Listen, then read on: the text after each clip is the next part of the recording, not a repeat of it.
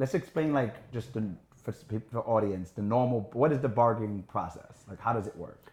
So at Legal Aid historically, it's been what's called closed bargaining, which Okay. means you have an executive board or bargaining committee that of elected representatives of the attorneys or union members, and they meet with management, in a room, and they hash out the details of the contract, and that can go on for an incredible amount of time, right? So in our last round of bargaining, it took over a year for management to make us an offer. Our contract was long expired. We've gone for years with expired contracts at Legal Aid, but it's really just people sitting at a table and coming to an agreement after however much time. And what we moved to in the last round of bargaining and now really stuck with, which I think has been a huge change for the better, is what's called open bargaining. And that means everybody who's in the union has the right to come in person or to watch the video feed of the bargaining committee meeting with management and seeing the back and forth of what management's willing to move on and what they're not, and what their reasoning is for it. And I think it really builds trust in the union when people get to see what happens, because what had happened in the past is management would say certain things about what happened in bargaining that we knew wasn't true, but it's not like these are recorded or there's a court reporter in the room, right? It's just management says X, we say Y, and then at the end of the day, people can believe what they want.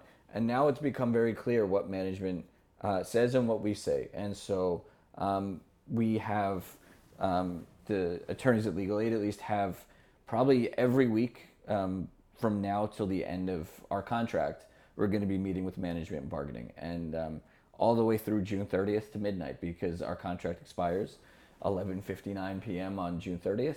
Wow. Which would give us the right to strike at midnight, on July 1st. We want a fair contract before that, but our goal is not to work on an expired contract.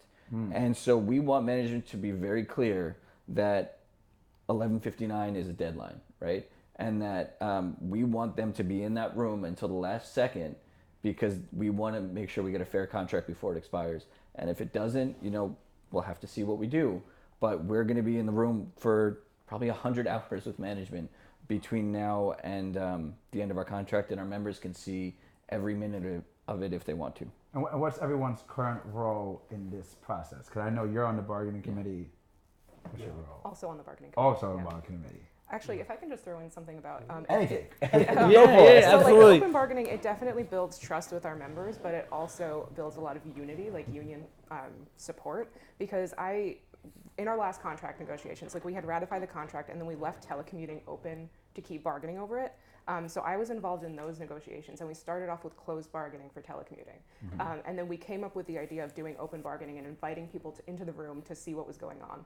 And the way that management changed was wild, because we were in these rooms with like our CEO, with management, and they were saying some horrific things.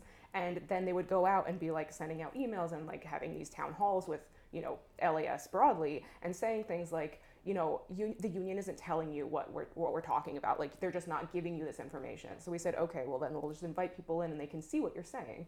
And now that they know, like, oh yeah, actually, they're going to call our bluff and see what we're saying, it puts them on notice. So is it kind of like the way the media works, where it's like messaging is extremely important?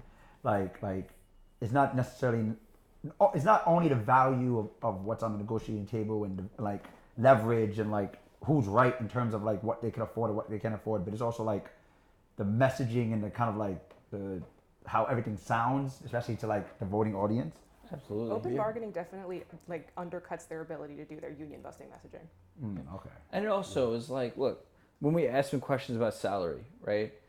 And historically we've gotten, at my step, so to explain to people, our salary scale, when we bargain a contract, our salary is entirely based on seniority.